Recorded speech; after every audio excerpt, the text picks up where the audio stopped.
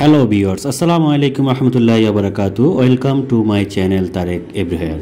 বন্ধুরা, আজকের ভিডিওতে আপনারা দেখবেন ফিলিপাইনের একটি ছোট্ট দ্বীপ শহর টাকলোবান সিটি ট্যুর নিয়ে। আজকের ভিডিওতে আপনারা যারা দেখছেন তারা আমার আগের ভিডিওগুলো যদি দেখে থাকেন তাহলে জানতে পারবেন কিভাবে আমি এই টাকলোবান শহরে এসেছি। আপনারা দেখতে পাচ্ছেন আমি ডানিয়েল জেড রোমাল্ডেস এয়ারপোর্টে, এটা টাকলোবান শহরের এয়ারপোর্ট। এখান থেকে আমি একটি ট্রাইসাইকেল নিয়ে আমার হোটেলের দিকে গিয়েছি। আমার হোটেলটি হচ্ছে ডাউনটাউনে, আপনারা দেখতে পাচ্ছেন সেই ডাউনটাউনে আমি গিয়েছি। প্রায় 150 পিসু মতো নিয়েছিল আমার হোটেলটি। আমি অনলাইনে বুকিং দিয়েছিলাম। আমার হোটেলের নাম হচ্ছে জ্যাটপাট হোটেল। এটি ডাউনটাউনের ওখানে, এয়ারপোর্ট থেকে আপনি চাইলে সেটি জিপে করেও আসতে পারবেন। 20 পিসের মতো নিবে। আপনারা দেখতে পাচ্ছেন আমার সেই হোটেলটি মোটামুটি মানের, ভালোই কোয়ালিটি সম্পন্ন।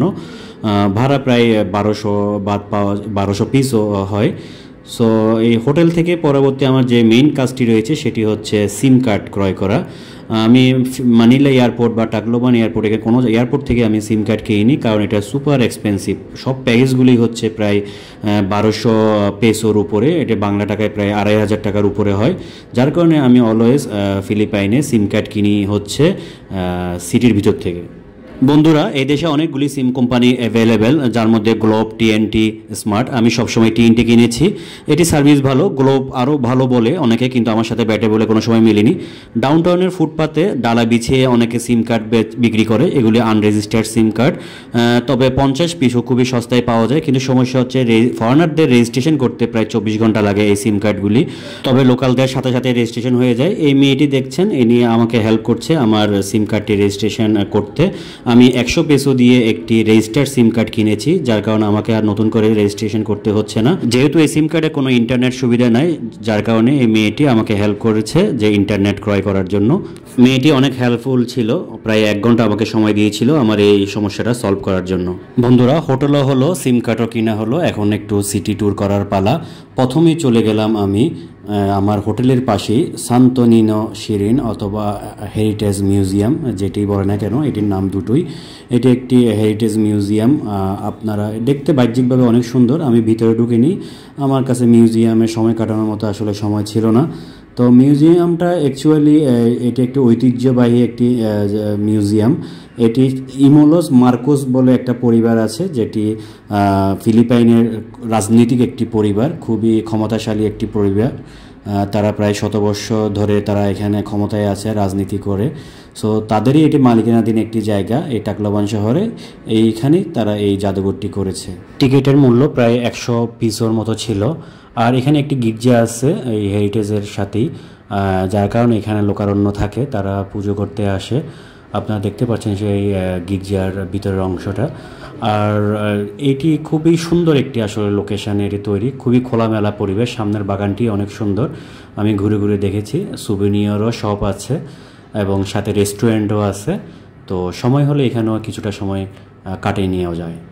বন্ধুরা, এরপরে চলে গেলাম গ্রিক আর্কিটেকচারে নির্মিত এই পাবলিক লাইব্রেরি, যার নাম হচ্ছে পিপলস সেন্ট্রাল লাইব্রেরি।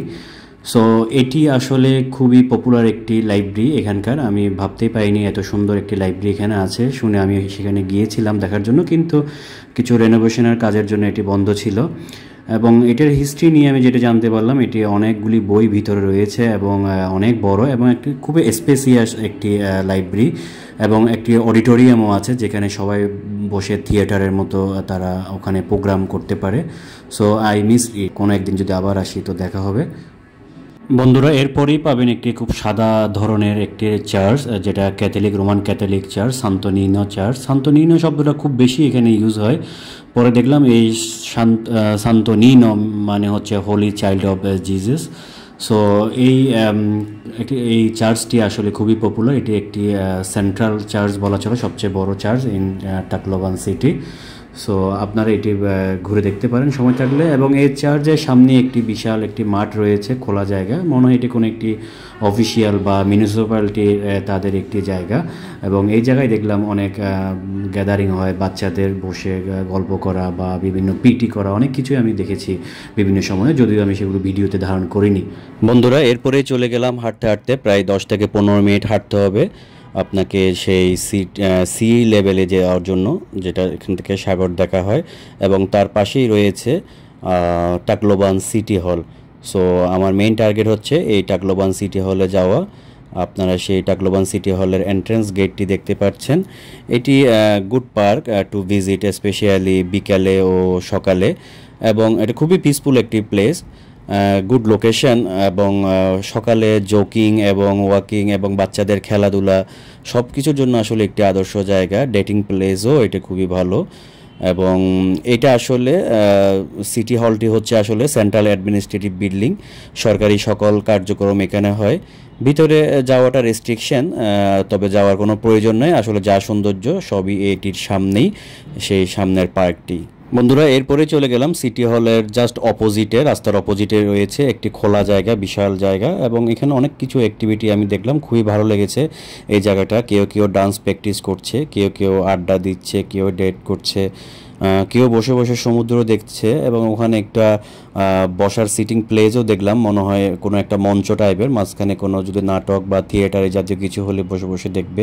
কেউ সমুদ্রে গোসল করছে। সো সব কিছু মিলিয়ে আর কি এই জায়গাটি অনেক সুন্দর এবং অনেক পিসফুল মনে হলো আমার কাছে। বন্ধুরা, এরপরেই চলে গেলাম টাকলোবান সিটি হলের পাশেই অবস্থিত ম্যাডোনা অফ জাপান। এটি কে শান্তির দেবী নামেও পরিচিত, গডেস অফ পিস নামে বলে, এবং এটা প্রায় স্বাধীনতার দ্বিতীয় বিশ্বযুদ্ধের প্রায় 33 বছর পর প্রাণ হারানো যে সাহসী সৈন্য ছিল তাদের স্মরণে জাপান এবং ফিলিপিনো জনগণের মধ্যে একটি শান্তির প্রতীক হিসেবে এটি নির্মিত হয়েছিল। আমি আসলে এই প্লেতে তেমন কোনো ইন্টারেস্টিং কিছু দেখিনি, শুধুমাত্র কিছু লুকিয়ে ডেটিং করছে এগুলি ছাড়া। আর এটাই হচ্ছে আসলে, এটি হলো একটি হিস্টোরিক্যাল জায়গা। এরপর আর কিছু দূর অগ্রসর হলে একটি লেতে পার্ক রিসোর্ট পাওয়া যাবে, প্রায় 10 থেকে 15 মিনিট হেঁটে, যে বিচের পাশে হেঁটে গেলে রোড আছে, খুবই সুন্দর। এবং এটি একটি পাহাড়ের উপর অবস্থিত এই রিসোর্টটি। আমি এন্ট্রি করিনি, বাট এটির পাশে একটি নাইট মার্কেট রয়েছে, অনেকগুলি ফুড স্টল আছে। এখন ওখানে আমি শুনলাম লাইভ কনসার্টও হয়। সো আমি ওই জায়গাটা, যেহেতু আমি বিকালবেলা গিয়েছি তখন ওইগুলি স্টার্ট হয়নি, তবে আমি একটু জিনিসগুলি ঘুরে দেখলাম। বন্ধুরা, এরপরে চলে গেলাম সিটি থেকে একটু পাশে বাইরে একটি Mox, টাকলোবান city Mox and Islamic centre. এটি একমাত্র মসজিদ এই জায়গার, ক্যাথলিকের রাজ্যে বলা চলে একটি মক্স পাওয়া গেল। এটি দেখে খুবই ভালো লাগলো, যার কারণে আমি ওখানে গেলাম। আসরের নামাজের ওয়াক্তে তখন শেষ হয়ে গিয়েছিল। সো এটি বন্ধ ছিল মসজিদটি। এটি তুরস্কের অর্থায়নে এটি তৈরি করা হয়, খুবই সুন্দর। এটি প্রায় 350 থেকে 400 মুসল্লি একসাথে নামাজ পড়তে পারে। বন্ধুরা, এবার একটু খাওয়া নিয়ে আলোচনা করা হোক। আসলে ফিলিপাইনে খাওয়া মুসলিম হালাল রেস্টুরেন্ট খোঁজাটা অনেক টাফ, খুবই পাওয়া যায় না। আপনাকে ম্যানেজ করে নিতে হবে বিভিন্ন রেস্টুরেন্টে ফিশ আইটেম বা ভেজিটেবল আইটেমগুলি। সো আমিও এইভাবে করে ম্যানেজ করে নিয়েছি। এক সময় বিভিন্ন রেস্টুরেন্টে গিয়ে আমি সেই ফিশ আইটেম দিয়ে এবং ভেজিটেবল দিয়ে আমি খাওয়া আমার মিলগুলি চালিয়েছি। বন্ধুরা, এরপরে সুপার শপ থেকে একটি কোক নিলাম। আসলে দেখতে দেখলাম ভ্যানিলা ফ্লেভারের একটি কোকাকোলা। আসলে খুবই জঘন্য এটির টেস্ট। কোকাকোলার মধ্যে 1 ফোঁটা দুধ পড়লে যেরকম একটি বিশ্রী টেস্ট হয়, আসলে সেটি পুরোই টাকা নষ্ট। বন্ধুরা, এখন আপনাদেরকে দেখাবো কিছু খণ্ডচিত্র টাকলোবান সিটির বিভিন্ন চিত্র, এবং এখানে কিছু ট্রান্সপোর্টেশন আছে খুবই সুন্দর, যেগুলি লোকাল ট্রান্সপোর্টেশন, ট্রাইসাইকেল এবং কিছু পিক আপ ভ্যানের মতো মিনি বাস। এগুলির কালারিংগুলি অনেক সুন্দর। সো দেখুন বন্ধুরা। Tell me what's wrong and why you never said you felt that way. Guess you're trying to stay strong and fake a smile until I look away. But I've known you too long, it hurts to watch your blue eyes fade to gray as you fade away, as you fade away. Yeah, I'm about to fade away, 'cause every time I wake up I feel like it's Monday. Something's going wrong with all the chemicals up in my brain. All of a sudden I don't look at anything the same way. Gotta build up of my thoughts sitting in an ashtray. I'm sorry that I'm so inconvenient, okay. Just let me be me and I'll stay out of your way. I can see the way you look at me, I'm such a disgrace. I never really asked to be brought into this place. You wanna love me? Well then baby I have a taste. All the highs and the lows, no you'll never be the same. I don't really wanna hurt you, but I can't control the pain. If you're sticking by my side, maybe we could be okay. Okay, maybe you could be the change I need today. I promise that I've never felt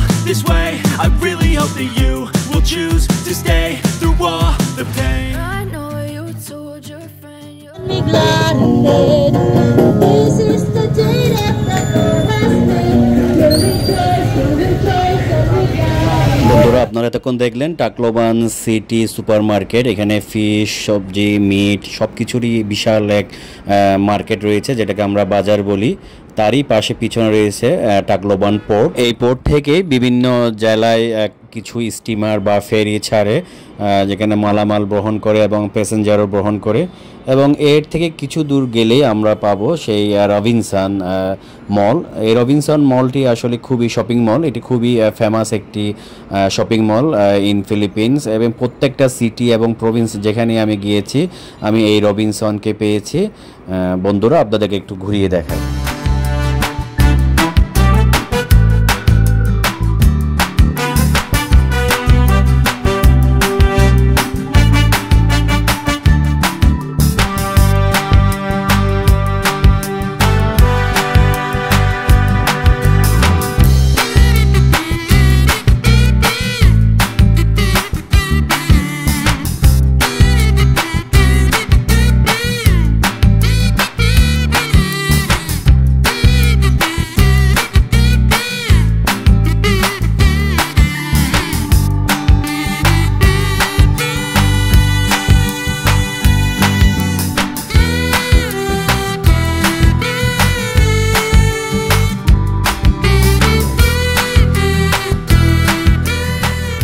বন্ধুরা Robinson ঘোরা শেষ হলো, এরপরে ট্রাইসাইকেলে করে আমি যাচ্ছি আমার হোটেলের দিকে। সন্ধ্যা ঘনিয়ে আসলো, আপনারা দেখতে পাচ্ছেন।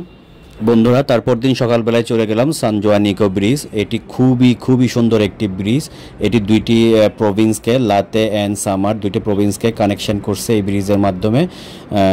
এটা নিয়ে আমার আরেকটি ভিডিও হবে, সম্পূর্ণ একটি ভিডিও হবে, যার কারণে এখানে আমি বিস্তারিতভাবে বললাম না। শুধু জেনে রাখুন এটি একটি ট্যুরিস্ট ডেস্টিনেশন, টাকলোবান সিটি থেকে প্রায় 6-7 কিলোমিটার দূরে অবস্থিত। বন্ধুরা এরপরেই আমি চলে যাচ্ছি টাকলোবান সিটি থেকে। এটা টাকলোবান সিটি বাস টার্মিনাল। এখান থেকে আমি অন্য আরেকটি সিটিতে চলে যাব, সেটি পরবর্তী ভিডিওতে আপনাদের সাথে শেয়ার করব। আজকে এখানে রাখছি। আল্লাহ হাফেজ। আসসালামু আলাইকুম ওয়া রাহমাতুল্লাহি ওয়া বারাকাতুহু।